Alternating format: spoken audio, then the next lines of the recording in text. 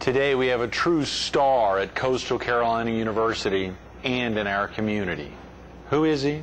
You'll meet him coming up next on Carolina People.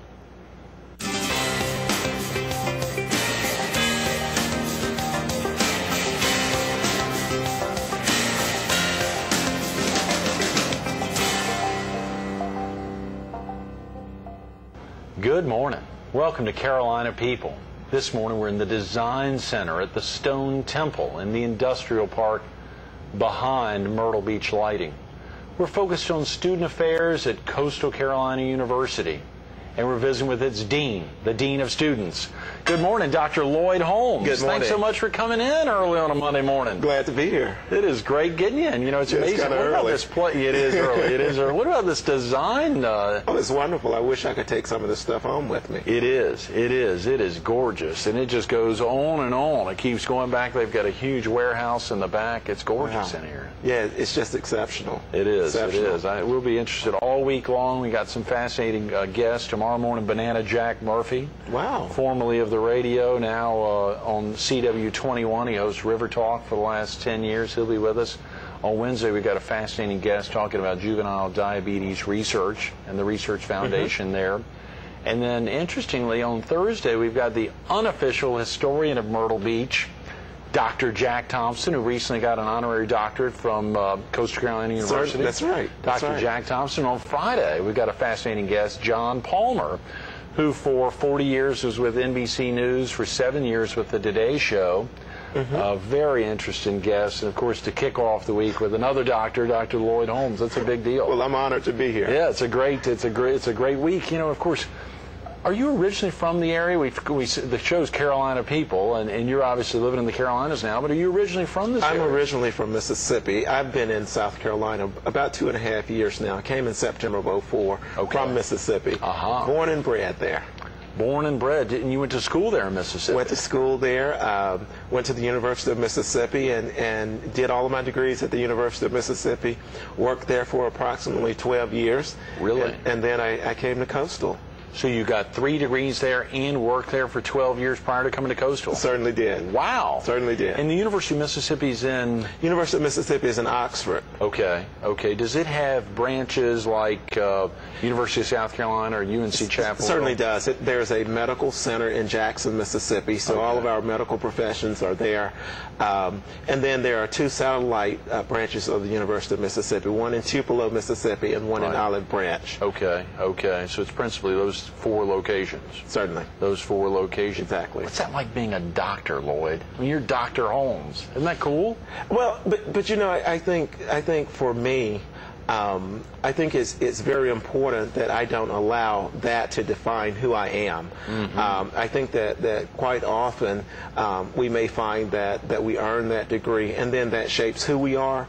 But so I really never think about what it feels like to be, you know, for people to call me Dr. Holmes, because typically I tell people that when I was born, my mother gave me a name.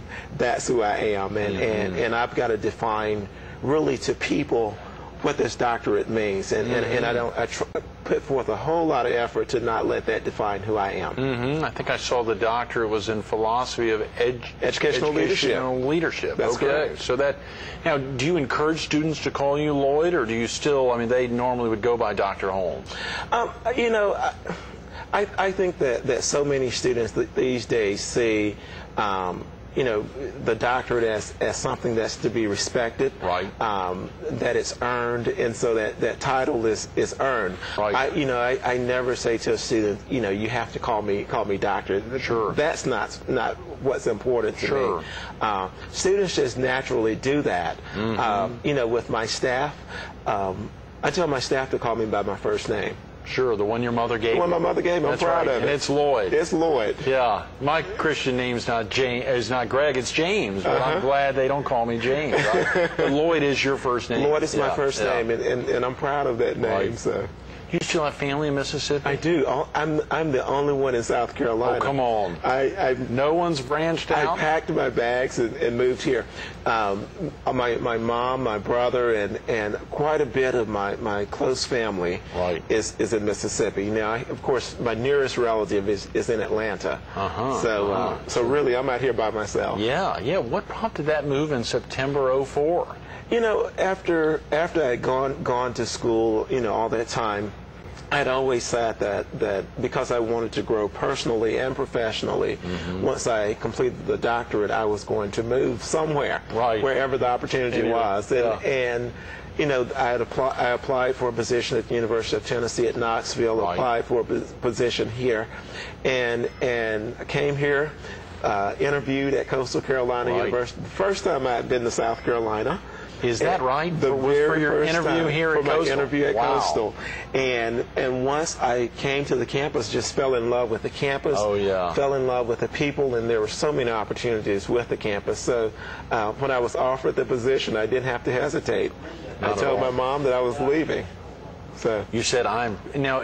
Does your mother live in Oxford, or she's close to Oxford? She's close to Oxford. She lives about an hour away in a little town called Houston, Mississippi. Houston, Mississippi. Houston, Mississippi. So when I tell people I'm originally from Houston, they're like, "Oh, wow, Texas, big city, big city." No, weren't the Houston, Mississippi. That's wild. Is Houston, Mississippi still a pretty good sized city in Mississippi? Or Houston, Mississippi has probably about 5,000 people. Oh, wow. So okay. it's a very small town. Texas, not nearly like Houston. Have you ever been to Houston, Texas? I have. My best friend lives in Houston, Is that Texas. right? Yeah, I was thinking, what's that like if you grew up in a Houston and you visit another Houston? It must be funny. It is. And your best friend's there. You mean your best friend from growing up in Houston, Mississippi? I met my best friend while I was at the University of Mississippi, and we became very close during my undergraduate years, and we maintained that closeness. And so yeah. That's amazing. You think about earning your first degree, and as you said, you want to make sure that your degrees are not who you are or don't make up who you are, but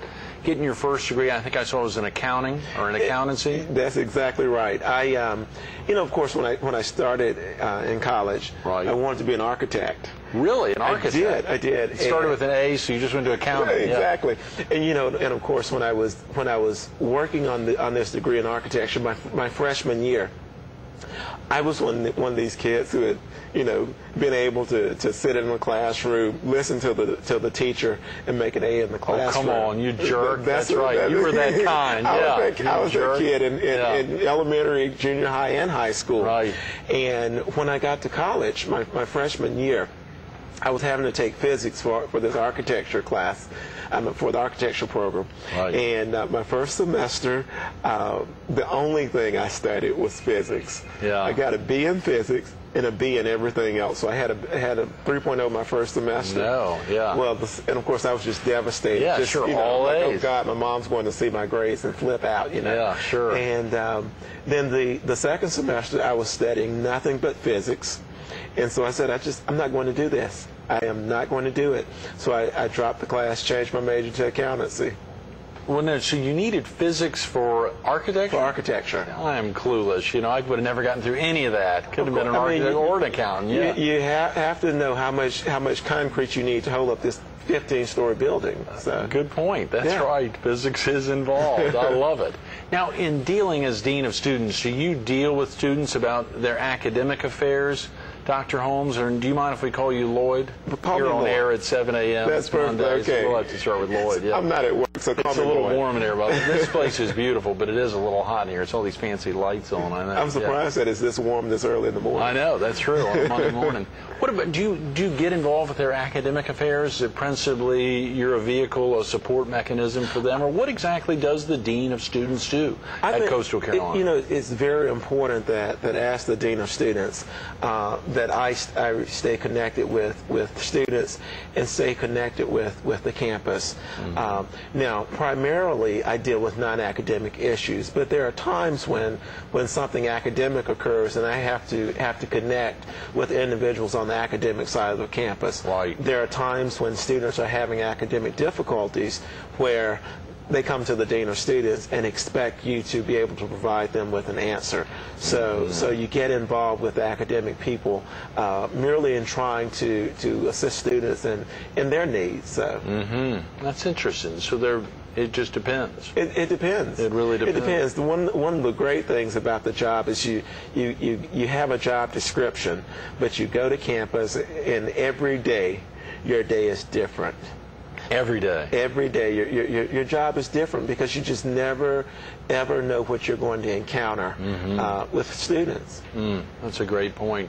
If a viewer needs to get off to work now or get family off to school, is there a good phone number for someone to call to learn more about Coastal or to learn about Student Affairs, the Dean of Students?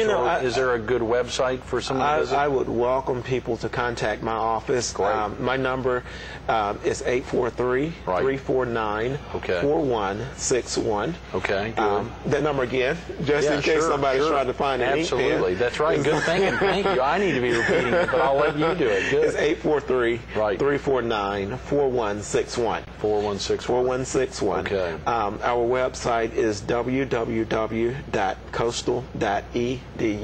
Okay, coastal.edu. Coastal.edu. That's the one people should be able to remember. Of course, I guess most universities, most colleges use that .edu. Certainly. Right.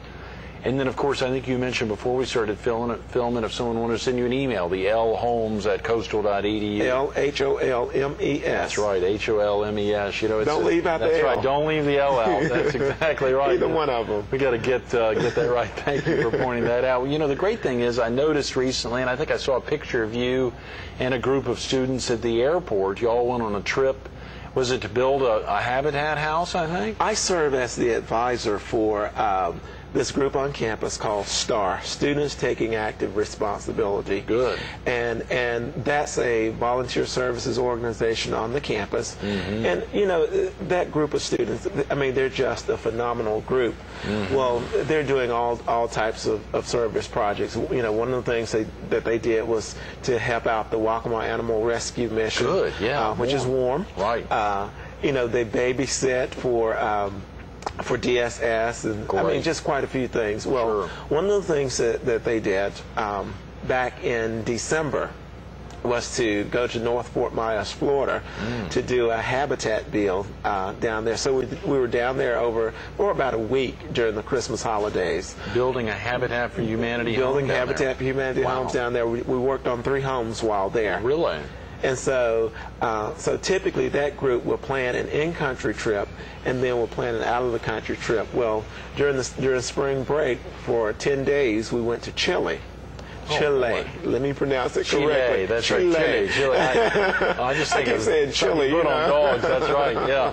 So we went there for about 10 days. Right. And worked on houses down there. It was just the most fabulous experience I've had. Really. It was one of those experiences that really forced me to think about who I am and what it is that I contribute to humanity. To humanity. Wow, those are big words. So it was the trip to Chile forced you to really focus on who you are and what you as a person contribute to humanity. It certainly did. I went down there thinking that the 11 students that I was going with, I went thinking that, okay, I'm going to go and serve as the advisor, make certain that they do whatever it is that they need to do, and make certain that they're safe. Right. And once I got there, we had journaling experiences. Good. And you go down and you really realize how much you take for granted. And then, of course, being in that area, they speak Spanish, and of course, I probably no hablo español. That's about the extent of the Spanish that I know. Right. And so, being in a country where you can't speak the same language as other people, or the majority of the people that's there, you really have to figure out how can you connect with someone who's different from you when you really need to make a connection. Right. And we were able to make connections with those people.